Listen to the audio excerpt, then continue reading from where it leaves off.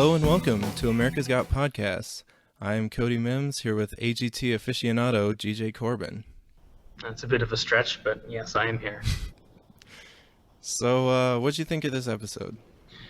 It was all right. Nothing particular. I found myself disappointed at a lot more acts than I was hoping. I kind of feel the same way, but it's exciting to be back. Oh yeah, definitely. So, this episode started off with this weird frozen people panning through the crowd thing going on. Yeah, I really liked it. I thought it was really cool. It went on for a little long, though. Yeah, my mom said, "This is weird, I don't like it." But I thought it was cool. It must have taken a lot of effort. Yeah. And then my mom also noted right as it started that all the hosts changed seats. Yeah, well, it was especially noticeable with Howie, who's always been at the end there. Mm-hmm. So that was like, yeah, I noticed that immediately as well. I don't know how I didn't get this in the promos or anything, but as soon as they came on, she was like, "Oh, they all changed." And I was like, "Yeah, you're right." But anyway, as good to be back as it is. We will talk about Simon a little more towards the end here, but let's start off with the first act. So, first we had this Nathan kid. Nathan Boxstaller. As soon as he started his interview, I was like, I hope he's a comedian. And then it turns out he was, and I was a little disappointed with it, but what did you think? Yeah, so I was expecting good things because I had heard good things. I briefly sneaked in on a discussion thread about the episode, and that was like the whole focus of the thing. So I came in with pretty high expectations, and they were left disappointed. I mean, yeah, he's 6, right? So you can't expect world-class jokes, but they weren't even really all that original and creative. Right. He was very cute. Yeah, definitely. I thought he sounded like a Vanessa Bayer character from SNL. Do you know who that is? Yeah. I thought he sounded like one of those characters combined with Bart Simpson.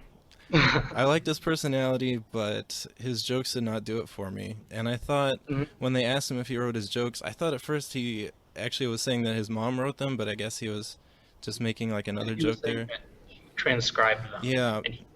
It actually like made sense to me though. I thought it sounded like jokes that a mom would write trying to sound like a cute kid. Yeah, it came across very stereotypical, which at first, I was like, okay, I could see a kid telling jokes like that. But then there were a couple of jokes with a lot of self-awareness. There was at one point where the kid's like, as a 6-year-old, I have a lot of experience in romance. And that's not a joke a 6-year-old would tell, right? Because he's poking fun at himself in a way that it didn't feel like it was written by a kid. Yeah, so I don't know how far he's going to go, but the judges loved him. They gave him such high praise. Yeah. I think Howie especially was a big fan. So they gave him a yes, and I would have given him a no. I guess, would you give him a no as well? I tend to be more lenient during the auditions. I would have given him a yes, but without much expectations. Okay. Next up, there was this very impressive dancing dog, Jose and Carrie. Very impressive in air quotes a little bit, but to me this just seemed like the dog was walking on its hind legs and tracking the movements of the person leading him or her. Yeah, so this act is like the perfect act for me to hate. I'm in general not a fan of dancing acts, and I'm not a fan of animal acts. And this was not a good dance act because they weren't dancing well. And this was not a good animal act because it wasn't taking full advantage of the dog. He only could be on 2 legs. It was infuriating and just really silly. Right. Like, maybe there are people who don't agree with us and think, it's cute, it's a lot of fun, but to that I would just say put this up against Latte dogs, and it looks like they're not going to go another round. Yeah. I would put this under the category of a novelty act because, where else can you go with that, right? Especially in the interview, he mentioned that the dog started dancing to that one particular song. So I'm not sure if it's even possible for him to switch genres, unless it's a trainer or something. What if he just did the same song every time? Well, we'd only have to see it once more at best, I hope. Yeah, exactly. They gave him a yes as well, and I would have sent this one with another no. Definitely a no here. Yeah, and the just walking around thing does not bode well, I think, because I don't see this guy as an animal trainer. I think if he was, there would have been more like tricks and flips and stuff like that. So, He was just a guy that wanted to dance with his wife and settled for his dog. yeah, Simon sure thought that was comical also. Yeah, just the concept. So not a great start to the episode, but then we got to the clairvoyance, Mhm. and I thought this was an awesome bit of object guessing, and I thought it was really cool. What did you think of it? Yeah, so we finally got to some interesting acts. I thought it was interesting, a bit problematic.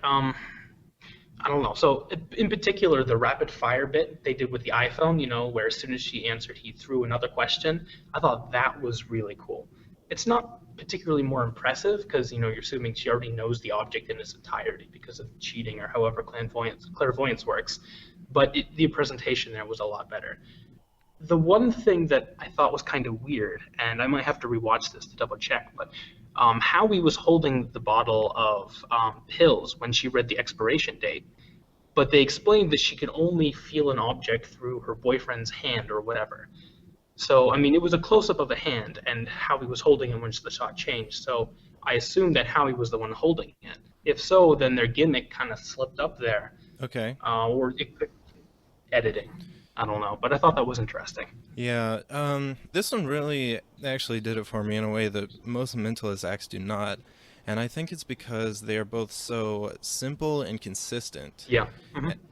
And I feel like there's not a lot of distractions and tomfoolery going around, Yeah. and it's like, I mean, I can kind of see them doing this for months without me having any idea how it's done, and I Hmm. like that a lot. I like it being given a chance to think about it. Yeah.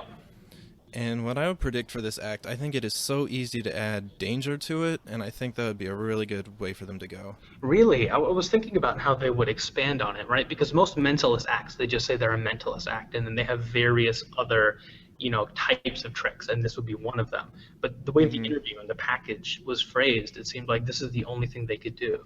So I was curious as to how they could do more with it.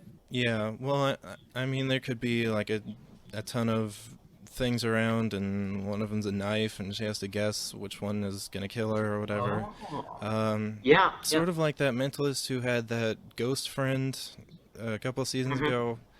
I think it Yeah, could go a direction like that, but I'm really excited about this act. yeah, definitely. They gave them a yes, I would give them a yes as well. Indeed.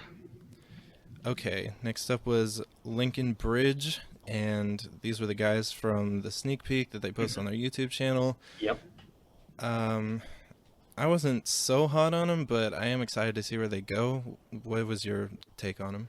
They were my favorite act of the night. Really? I'd already seen them, with the sneak peek, so I wasn't Hmm. surprised at all because I'd already had that surprise a day before. But I thought it was really, really good. A couple of things I noticed that were kind of interesting was first of all the name Lincoln Bridge. My first thought was that was like maybe a parody of Lincoln Park. So when the first time I was watching it, I was expecting them to be a parody cover group or something, Oh, a cappella. Additionally, it's interesting to see they were wearing all these, gangster outfits. They had the black tank tops with the gold chains, and I wonder if that's part of their group's identity or if they just did it for the shock value during audition. Because if they walked in with full suits, it wouldn't be quite a shocking transition to what they really are, which is an a cappella group. right. I feel like that's their true identity. I don't think any of that seemed disingenuous to me, but Mm. maybe. Um, I don't know where Lincoln Bridge comes from either. I guess we could fact check it if you want. But anyway, my thoughts on this were they were marginally better than any other a cappella group. I think they're probably going to shine, to me personally, when they start doing pop songs. Mhm. And maybe even, dare I say, add some backing tracks. Because I don't know if they ever specifically identify themselves as an a cappella group, but I think they do have some really good voices, and I Yeah. would like to hear things that are maybe more to my tastes and flavors or whatever. But I think they have a good identity going. Hmm. Yeah, the tough thing with musical acts in general is it's hard to go up. You have to pick a better song, or they'll have some people with extravagant 100-foot long dresses or whatever.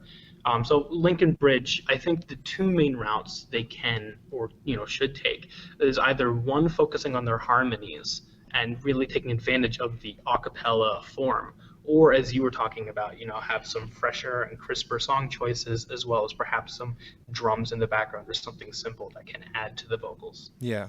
So they gave them a yes, and I would also give them a yes. Definitely. So next up was the Spice Girls, Gurlz. Yeah. Um, they were not even really singing. I think this was Nope. practically a joke act. I don't know how far Hmm. they expected to go. Yeah. The most interesting part of this, I thought, was this was probably the first time that Howie had all the power of sending an act through or not, and he said no. Yeah, he was the only reasonable one. Hmm. So he's been more reasonable than he's been in a while. Yeah, that's true. So I don't know that there's much to say about this, but they gave him a no. I would also give him a no. Definitely. One thing I thought that was interesting though was the almost misleading package at the very beginning. Uh huh. They were introducing themselves as like, oh, okay, it's going to be a boy band or something. I noticed they all sound a little gay. I was like, okay, no, that'll be interesting. And then out come these guys in drag, all dressed like Mel B. And Yeah. so I had thought that they had like edited it wrong, and maybe the act we got the package for would be coming next. But then that group just never came. Yes, I would say this was the second most misleading package of the night. Yes. I was kind of excited for that, though. It reminded me of how Howard was looking for bands, and I thought that was sort of a cool thing to go after. So, Hmm. yeah, now I kind of look for bands a little bit too. So, Yep. so after that, they blazed through a yes, which was some sort of dancing act with the trapeze involved. Gymnastics thing. Yeah. So, I wish we could see more of that, but I mean, it looked fine, but you couldn't really see all that much of it. mhm. There was also some act involving a cheeseburger and an umbrella. Yeah. I think they Yeah. showed more of that in the promos than the actual thing, but Hmm. and then there was somebody named Rose. The crazy lady. Yes. They gave her a no, and I'm not really sure what I would give her, but I thought it was kind of funny that she set up three of the cutouts and didn't use them. And just only hammered on Mel B. Yeah. Was it Mel B? Yeah. Yes. I guess that was misleading on purpose. It kind of reminded me of that game Gravity Bone, how you get all these item slots and then the game ends after like 10 minutes. Yeah. Yeah. Um, anyway, moving on from the rapid fire stuff. Next was Hara or Hara. Yeah, it's Hara. Okay. This was the guy with the projection and the dancing and moving around and stuff. Yeah. What did you think of him? Um, I certainly don't agree with the judges. I don't think he was that amazing. I mean, his tricks were all right, nothing special, and the presentation was way blander than it really had any right to be. I mean, he's using a projector. I was expecting a lot more vibrance and energy. Yeah, I think he relied on the projectors a bit too much. He only did like 3 or 4 tricks at most. Yeah, The most impressive thing was his entrance and exit. Everything else was just kind of, eh. yeah, that's true. I mostly agree with you because it seems to me like he's kind of making an art out of being handed things. Hmm. I mean, there was a whole crew there that we didn't see, right? Yeah, I think so. So I guess he's still the one creating all of this stuff, and that's the impressive part. I don't know. The problem is, we had magic and video, but there wasn't anyone to really take the light or take the spotlight. The tricks were just okay. So then we would expect, all right, so his interaction with the projections would be amazing, something like Kenichi, but it wasn't either. Yeah, I think the comparisons to Kenichi are apt. I would say this dude is no Kenichi, but Yeah. is he our Kenichi for this year? Maybe. He'll have to step up his game. Yeah, I thought it was a good audition. I mean, for the first level, Hmm. he did quite a bit, Yeah. and I was also charmed by how flattered Howie and the rest of the judges were when he said it was his dream to perform in front of them. Hmm. Yeah, not even just like do well or on this stage, but specifically in AGT. Yeah, that was cute. So they gave him a yes. I would also give him a yes. Yeah. Yeah, let's see where it goes.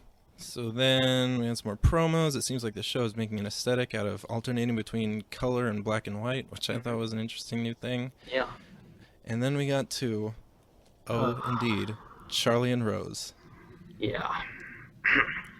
Give me your opinion on these guys, and then I'll come in. They're really not worthy of having an opinion or being on television. The only thing they're worthy of is all four buzzers. It was not fun. I totally see where you're coming from with that, but I gotta admit, I was kind of charmed, and I Really. don't know why. And I'm sure, like, everybody who felt like they were terrible is just screaming at me right now, and I get that, but I don't know. I felt like everything about this was so perfect and funny, like from the way that the guy kept cutting off the music to all the madness that was going on stage Hmm. to how funny their personalities were. I don't know. It just it really got to me, and I kind of felt the same way as the judges. It was so much more entertaining than it should have been in a kind of you can't make this up way. Hmm. They did go through, right? Yeah, they did. Okay. Well, I guess we'll see what they do next time. This is Yeah, probably a one-off thing for me in terms of enjoyment, but yeah, I don't think they're really gonna go another round. they were really cute in like the package and stuff and seeing them interact, which was great. But on stage, like for me, it just I did not feel comfortable. And while I agree with what you were talking about, I mean, the music kept getting interrupted and all that, which was funny, but I don't really think we can give the act credit for that. That was more Sure. Nick Cannon and the AGT staff messing around with them. Yeah, I know. I gotta sober up on them, but it was an enjoyable part of this episode, I think, in an episode with several letdowns. It's certainly not the worst act. Hmm. Okay, next up was Tape Face, Yep. and I this was actually my favorite act. I thought it was brilliant. At first, I was weirded out and disappointed, but as the act went on, I feel like it got better and better. And I am looking forward to his next performance, definitely. Hmm. There are always these acts that have such standout personas, and Hmm. I think this is probably one of the best. Yeah. Oh, yeah. And it was funny, and he was doing comedy and everything, but there was very real talent in his performing, I think, that came through in the second part. Hmm. Yeah. I mean, it's probably not that easy to do, and I'm not really sure he even needed to pull out that trick to go through, so I'm interested to see what else he has. The interesting thing is, we don't really know what his act is. I classified him as like a comedy mime because that's the closest I could come up with. Yeah, he So did have the striped shirt and everything. he's like the biggest wild card, I think, for this next one that we've seen so far. The question as to whether he will rise to greatness or just become that one off cool addition will be an interesting question to see answered. Mm-hmm. I'm excited for him. Yeah, And they flashed up his Twitter handle, and if you research him more, he actually tours with this act already. So, really. yeah. And it's not the only thing he does either. He has, like, this whole broad comedy career, and he's 37 years old, which I was surprised to learn because he looked like 19. Yeah, yeah. But I'm very excited for him and to see what he has next. They gave him a yes, and I would also give him a yes. Well, he must have enough other good material in order to tour. So yeah, I'm looking forward to his next time. Great. So, next was Ron Stock, is that right? Ryan Stock and Ryan Stock and Amberlyn. Amberlyn. Yes. Um, this was funny in a way. Yeah. It was the ultimate wince for me. I thought Hmm. he sounded like a doctor when he was like, "Calm down, I didn't do it yet." So it was funny in sort of a crazy way, but oh my god, this was absolutely wild. Did you like it? I hate these kind of acts, so I wouldn't pass it through. However, you have to give credit where credit is due. He did make me laugh, or they made me laugh more than Nathan did at the top of the show, which wasn't even the primary focus of their act.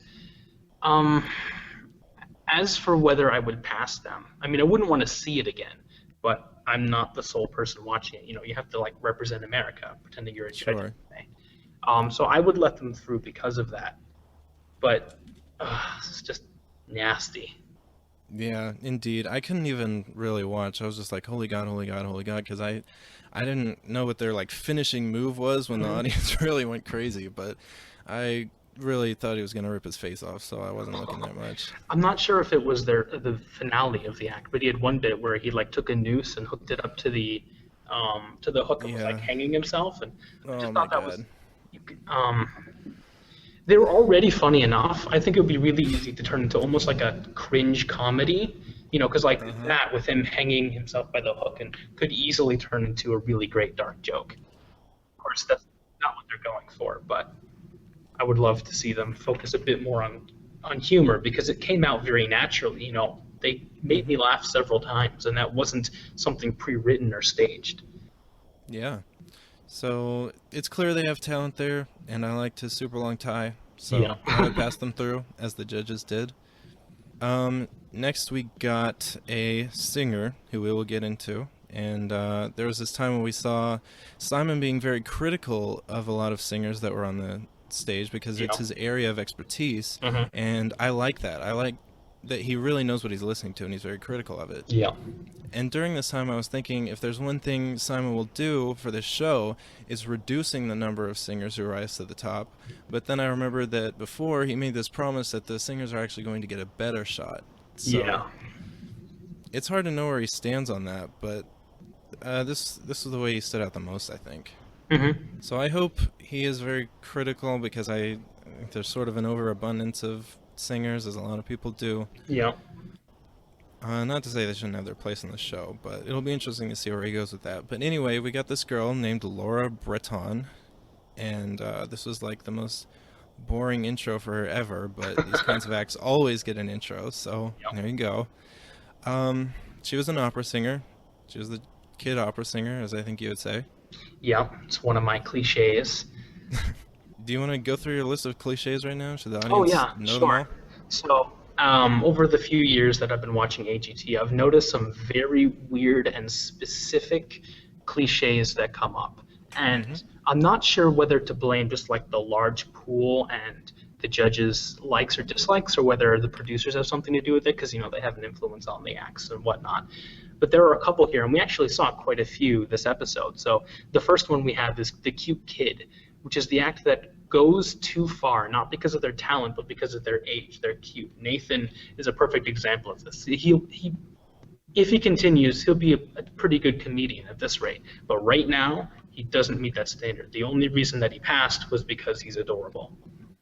Mm-hmm. The next cliche we have is the sympathy act, which is an act that's semi-talented, but they do better than they deserve because of whatever sob story they have. Most specifically, they're poor or they're gay or whatever. They're blind. It's the sob story that propels them, not their talent, even though they're Yeah. not untalented. We haven't seen one of those this time, right? No, not yet. Next, we have the opera kid, which is the most obvious, the primary example, in my mind anyway, being Jackie Evancho, who really started it. And there's usually one of these every season. It's the young child, typically a girl, whose voice is bigger than their own body and then astounds everyone. And of course, a judge will always comment, I've never seen anything like that before, even though we have one every year. Yeah, I remember there was that Andrew guy in a few seasons back who Mhm. I liked him quite a bit, but I don't know. Anyway, what's next? We have the gimmick act, which is that act that's like brilliant during auditions, but you don't really know where they're going to go with it, and they don't either, and they stumble over in the following rounds, just doing their audition again and again and again, never really evolving. We also have the video dance group, which are typically a group of dancers that use electronics and darkness to mask their mediocre dancing. So, like Falling Gravity would be one of the primary examples, though it wasn't electronics and their dancing was actually pretty cool. But ever since Falling Gravity, there's been that trend. There's the group of dancers. In fact, one year, I'm pretty sure we had three at one point. It was just too much. Yeah, I think you're right. Zero A was our shining one last year. Yeah, yeah. I think Hara kind of falls into this group because he uses electronics and darkness to mask his mediocre magic in this case. We also have the middle-aged country singer, which we haven't seen this year yet. Notable example would be Michael Grimm. He is, the guy who's at midlife, wants to see a change, and unleashes his heavenly voice that was before unseen. Last year, actually, we had a really prominent example. Benton Blunt. Yeah, this is, in my opinion, the funniest and the most unbearable, but I'm not really a country fan, so. Yeah. We also have the emotional audition. We had one this episode as well. This happens during the audition phase when, after an act has been given some comments, either good or bad, they begin to tear up. You're almost guaranteed to hear something along the lines of, I've worked so hard. And had this with Lincoln Bridge, actually, despite Yeah. they being very talented, they also fall into this category. The second episode of the first season, we see this with that flamboyant Russian dude who initially got rejected. Oh yeah. It's, in my opinion, one of the most infuriating, especially when they use it to get a second chance and whatnot. But it makes for good TV. And they can also be pretty misleading in the promos too, because they use it for Landau. They cut it with like a mean comment to make it seem like he was gonna go nowhere. But yeah, is that the last one? The last one is Pride Goeth Before the Fall. And this is almost guaranteed to be one like producer, the most producer influence. But this is, if you see a package and that person is talking about how they're going to revolutionize the industry and become the face of America, there's a 98% chance they're absolute garbage. Well, yeah, that is a lot of oddly specific things, and I think that's been at the back of our minds for a lot of our time watching this show, so thanks for bringing that to us. We should play bingo with that. Oh, yeah, that sounds fun. We were in the middle of talking about this opera singer. I can't really judge opera, and nothing specifically tells me that the judges can either, so I'm not even really sure how good this girl was, but the judges loved her. Well, yeah, being able to sing opera basically guarantees you're going to make it past the audition phase. Also, like 9 or 12 or however old she is, guarantees that you're going to go to like semifinals. I'm pretty sure she's a guaranteed semifinalist, unless she really screws up. Dang, that is a bold prediction. I don't think this was Golden Buzzer worthy. I guess they usually give it to something that has some sort of emotional component to it. Yeah, it feels like a waste of the Golden Buzzer, right? Because I've always seen it as the underdog act, when only one judge has belief in them and they guarantee, so they have a second shot. But Laura was guaranteed to go on. There was no question about it. Yeah, that would be strategic. It actually used to be explicitly for that, which is when I liked it more. It was more of a save thing. Yeah. But now, I guess the saves come in the form of using the app and the live show, and it's America's Choice and everything. Yep. So there's that. I don't really want to see more because I'm not an opera fan, but if you liked her, I understand. I would not have put her through, but they gave her a Golden Buzzer. Yeah, then we have Greg. He really had us going. He got me. What's there to say about this guy? It was infuriating. It was hilarious in hindsight, especially like how worked up I got. I was like, yes, a great danger act. I can't wait for this. And I saw the inflatable pool. I was like, oh, okay, this is going to be something interesting. Maybe there's blow dryers in there or piranha. No, it was shaving cream. Yeah, I thought he was going to be like the Professor Splash guy, which I thought was so cool and like novel and sort of a niche thing. Yeah. And then they asked like, what's in there? And yeah, like I said, like you said, my mind was turning to those things and maybe even a dangerous snake or something. But that was a letdown. Great way to end the show. Everyone went home with foam on their face. It was fun to see the judges run about and tackle each other with foam. Yeah, I think Heidi was very excited about that. So that was all the acts. Now I guess let's talk about Simon some more. Yeah, sure. I thought he made surprisingly little impact. And he fit in as one of the judges, and I think his reputation for being mean probably comes from when he's on shows with meaner judges. Like, I think Britain's Got Talent is far harsher. Yeah. And, I mean, if you want an example, there's pretty good videos out there of them being absolutely cruel, and I don't know, maybe he just is a little chameleon like that. What do you think of his spirit and persona? So I think he had great chemistry with the other judges. So yeah, that's great. But strictly like as a judging, I still miss Piers Morgan, man. I've loved the judge that's a bit harsher, a bit cooler, a bit more real. So Piers was my guy. And when he was replaced with Howard, Howard had his moments. For the most part, he fulfilled that role, but he also had his silly moments. The reputation Simon had for being mean was the exciting me. I was like, okay, we can get another Piers-like judge, but that was not represented this episode, unfortunately. That's interesting. I thought both Pierce and Howard were kind of both fair in more of a negative way than the other ones were, Yeah. but also very kind at heart, and they were definitely my favorites. I'm not sure which one I would pick over the other, but yeah, I miss them both too. I think in this episode, the lack of Howard was more apparent than the addition of Simon. Yeah. But he's here, and he's blending in. He seems to sort of be like another Howie in a way, and I guess we're doing this thing. I think he had great interviews, with the accent, what he would talk to before they began. I thought those in particular were pretty good, but his comments and his actual judging was nothing special. Yeah, that's true. He did seem to sort of take more time to get into that stuff, and he even like paused to think about his vote sometimes. So I thought it was interesting, and maybe when there's less editing, we'll see more of how Simon really fits in with this group in the live shows and everything. Yeah. Yeah, once the audition phase is over. So, good night. It's great to be back. That's what I would give this. I'd give this a thumbs up. Yeah. Good episode for hopefully great season. Yes. Do you have anything else to add, or should we wrap this up? That's it. All right. Thanks for listening, everyone. We'll see you next week, and stay safe out there.